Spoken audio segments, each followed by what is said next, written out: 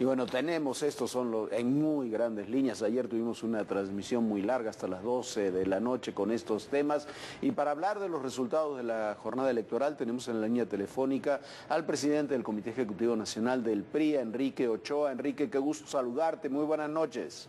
Jorge, muy buenas noches. Me da mucho gusto saludarte a ti y a Viviana y a todo el auditorio a nivel nacional de Proyecto ADN 40. Oye, a ver, Enrique, unos días antes de las elecciones tuvimos una larga entrevista, nos decías que iban a ser 4 de 4, no fueron 4 de 4, pero fueron 2 de 4, no está tan mal tampoco, ¿no? Sí, la frase eran 3 de 3 elecciones para gobernador y ciertamente merecimos el voto mayoritario en el Estado de México con Alfredo del Mazo a la cabeza y en Coahuila con Miguel Riquelme, como lo señalan los resultados del Instituto Electoral del Estado de Coahuila, aunque estaremos muy pendientes de la votación que se llevará a cabo, del conteo que se llevará a cabo el día miércoles allá en Coahuila. Pero ciertamente ha sido una jornada democrática, participativa y pacífica, Jorge. Recordarás que había opinólogos que sostenían que si la elección contaba con más del 50% de participación, el PRI no podía ganar. Pues bien, se equivocaron. En el Estado de México se alcanzó una votación récord de 53% y el PRI ganó las elecciones. Enrique, en Coahuila, pero ganaron. La votación ha sido de 60% y el PRI ganó las elecciones.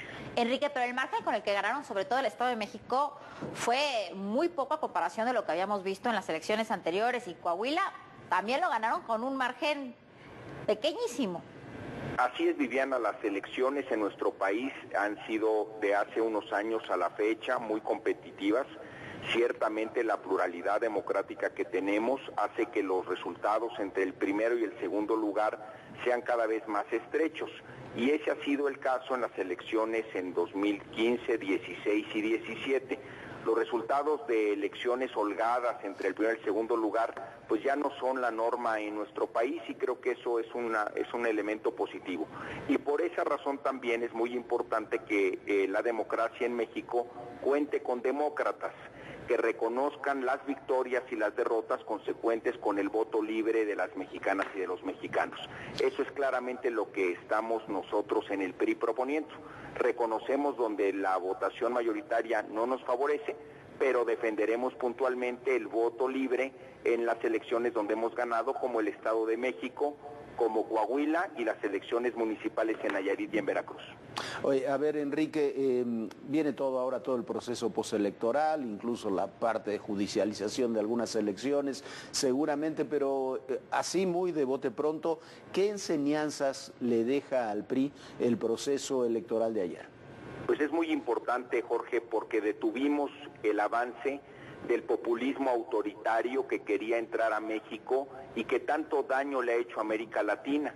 Y la primera aduana para detenerlo era la elección del Estado de México. Y esta elección no solo estaba siendo ampliamente observada por todo nuestro país, sino que también desde el extranjero.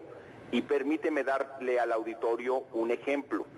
En el momento en que el Instituto Electoral del Estado de México anunció el triunfo de Alfredo del Mazo y por lo tanto la derrota de López Obrador y de Morena, el peso se ha apreciado en 1.60% de ese momento a la fecha.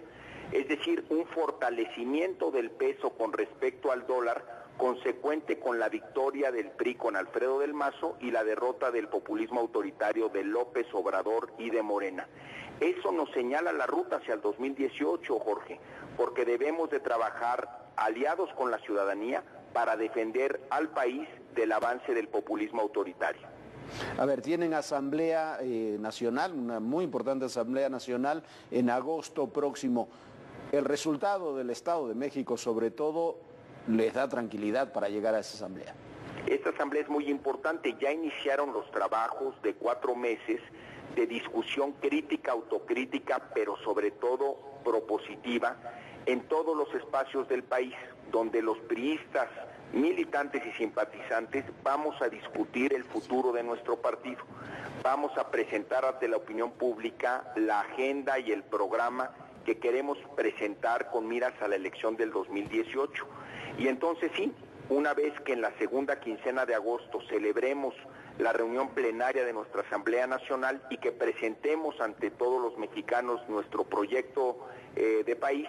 En consecuencia, empezaremos a discutir los nombres de las mujeres y de los hombres que serán nuestras candidatas y candidatos. Enrique, muchísimas gracias por acompañarnos. Ahora teníamos unos minutos. A ver si nos acompañas en los próximos días aquí en el estudio para platicar mucho más amplio de estos resultados electorales. No, hombre, encantado, Jorge y Viviana. El miércoles estaré en Saltillo, Coahuila, acompañando a Miguel Riquelme en el conteo en el Instituto Electoral del Estado. Y posterior a eso, el día que ustedes me inviten, voy con mucho gusto. Por supuesto, aquí nos vemos. Muchísimas gracias. Aquí nos vemos, Enrique Ochoa. Muy buenas noches. Gracias, Viviana. Y también ya está en la línea